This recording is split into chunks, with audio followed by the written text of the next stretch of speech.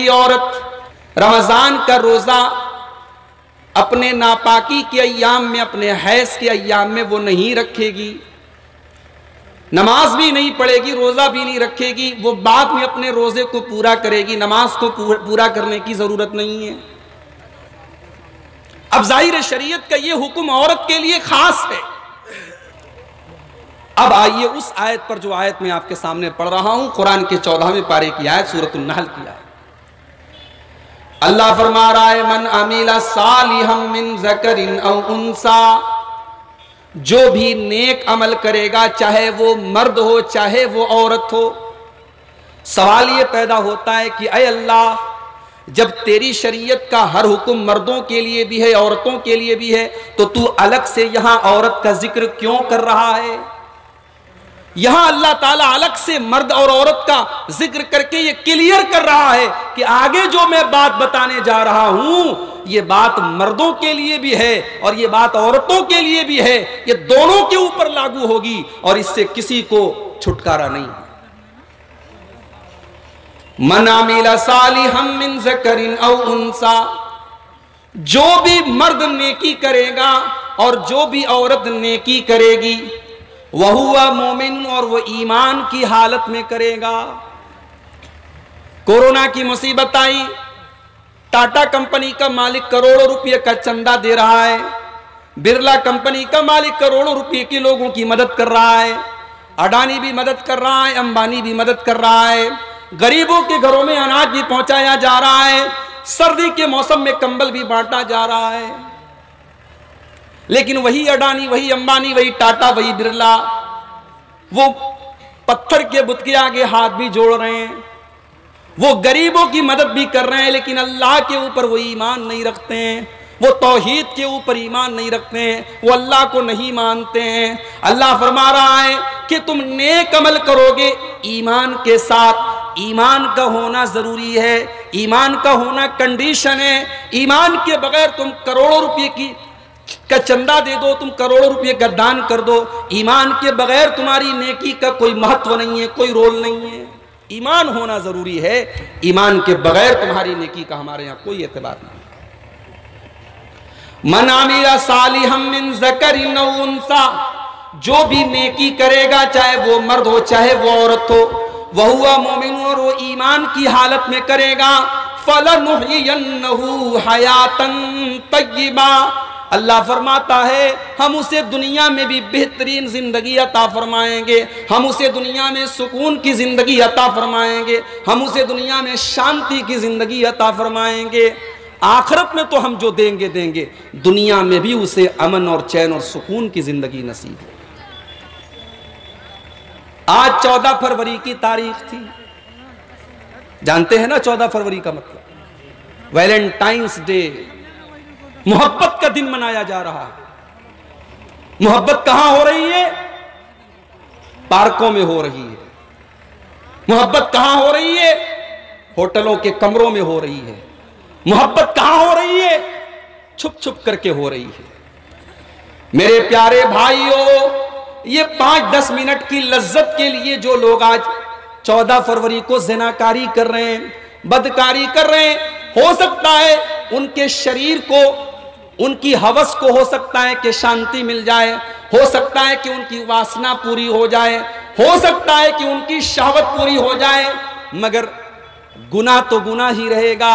उनको चैन मिलने वाला नहीं है, उनको सुकून मिलने वाला नहीं है। इस्लाम ने जो तरीका बताया है, इस्लाम ये जानता है अल्लाह तबारक व तआला का नाजिल किया हुआ ये दीन है, और इस्लाम ने हमारे अंदर जो कुदरती तौर पर एक जज्बा होता है, मर्द को औरत की जरूरत है, औरत को मर्द की जरूरत है, इस जज्बे को पूरा करने के लिए इस्लाम ने निकाह का हुक्म दिया है, शादी का हुक्म दिया है। अब कोई शादी ही ना करे या शादी करके अपनी बीवी को छोड़ दे, जैसे हमारे देश में बहुत बड़े बड़े लोग ऐसा काम कर रहे हैं। शादी कर लिया है, बीवी से कोई मतलब नहीं है, या कुछ ऐसे भी हैं जो बेचारे शादी ही उन्होंने नहीं किया है, बीवी बच्चे हैं नहीं, तो बीवी बच्चों का दर्द भी उनको नहीं पता। खेल बोल रहा है ना, सुन रहा है ना, बंद हो जाएगा, खेल खत्म हो जाएगा, धीरे से बोलिए ना। तो बीवी बच्चे पैदा करना और शादी करना और बीवी का हक अदा करना, यह भी शरीयत का हुक्म है। अगर कोई आदमी यह समझता है मैं शादी न करूं और रात रात भर मैं तहज्जुद पढ़ूं, तो मेरे भाइयों ये नेकी नहीं है, ये सवाब नहीं है, ये शरीयत नहीं है। शरीयत ये है कि आप बीवी का हक अदा करें, आप बच्चों का हक अदा करें। 2 बेटियों का बाप हूं मैं, मुझसे बेहतर कौन जान सकता है कि घर गृहस्थी भी कोई चीज होती है। रात को 2 बजे बाप सो रहा है, मां सो रही है, बच्चा कहता है अम्मी अब्बू मुझे पेशाब करना है। मां को नींद लग रही है, बाप को नींद लग रही है, मगर मां या बाप अपनी नींद कुर्बान करके रात को 2 बजे बच्चे को पेशाब करा रहे हैं। बच्चे को बुखार है, बच्चा बीमार है, बच्चे के बदन तप रहा है, मां और बाप अपनी नींद कुर्बान करके उस बच्चे को पाल रहे हैं। मेरे प्यारे भाइयों, बच्चों की परवरिश करना, बीवी का हक अदा करना, यह भी शरीयत का हुक्म है और इस पर भी आपको सवाब मिलेगा। जाड़े का मौसम आया, आपने बच्चे को स्वेटर लाके दे दिया। गर्मी का मौसम आया, आपने कॉटन के कपड़े ला करके अपनी बीवी को दे दिए। आपको यह लगता है कि आपने बीवी को जो कपड़ा ला करके दिया, बच्चों को जो कपड़ा ला करके दिया, वो तो दुनिया का काम है। नहीं, वो दुनिया का काम नहीं, वो दीन का काम है, वो सवाब का काम है। उसके ऊपर भी आपको सवाब मिलेगा, उसके ऊपर भी आपको सवाब मिलेगा। अल्लाह के प्यारे नबी सल्लल्लाहु अलैहि वसल्लम फरमाते हैं कि 1 दीनार तुम अल्लाह के रास्ते में खर्च करते हो, 1 दीनार से तुम किसी गरीब की मदद करते हो, और 1 दीनार से तुम किसी की गर्दन आजाद करते हो, और 1 दीनार तुम अपने बाल बच्चों के ऊपर, अपने परिवार के ऊपर खर्च करते हो। अल्लाह के नबी फरमाते हैं सबसे ज्यादा सवाब तुम्हें उस दीनार का मिलेगा जो दीनार तुमने अपने बच्चों पर खर्च किया, अपनी बीवी पर खर्च किया, उनकी जायज जरूरतों के ऊपर आपने खर्च किया। बीवी बच्चों का हक अदा करना भी मेरे भाइयों शरीयत है। अल्लाह के नबी के दौर में एक सहाबी थे, शादी हो गई है, बीवी से कोई मतलब नहीं, बीवी से कोई मतलब नहीं। बीवी बेचारी रात में आ रही है, शौहर तहज्जुद की नमाज पढ़ रहा है, रात रात भर तहज्जुद पढ़ रहा है। बीवी दिन में सोचती है शौहर के साथ प्यार करूं, मोहब्बत करूं, शौहर की तवज्जो हासिल करूं। शौहर दिन में रोजा रखता है, रात में तहज्जुद पढ़ता है। शौहर का नाम क्या था? अबू दरदा, और बीवी का नाम क्या था? उम्मे दरदा।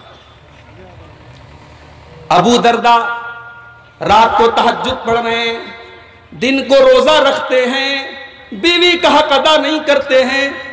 हजरत सलमान फारसी उनके साथी थे, उनके दोस्त थे। सलमान फारसी एक दिन अपने दोस्त से मिलने के लिए आए। जब घर आए तो देखा कि दोस्त की बीवी का चेहरा बिल्कुल उतरा हुआ है, बाल बिल्कुल बिखरे हुए हैं, ऐसा लगता है कि कई दिनों से काजल भी नहीं लगाया है, कई दिनों से बालों में तेल भी नहीं लगाया है, बालों में कंघी भी नहीं किया है। पूछा भाभी क्या बात है? अभी पर्दे का हुक्म नाजिल नहीं हुआ था, इसलिए कि जब पर्दे का हुक्म नाजिल हो गया तब दोस्त की बीवी को भी कोई देख नहीं सकता था।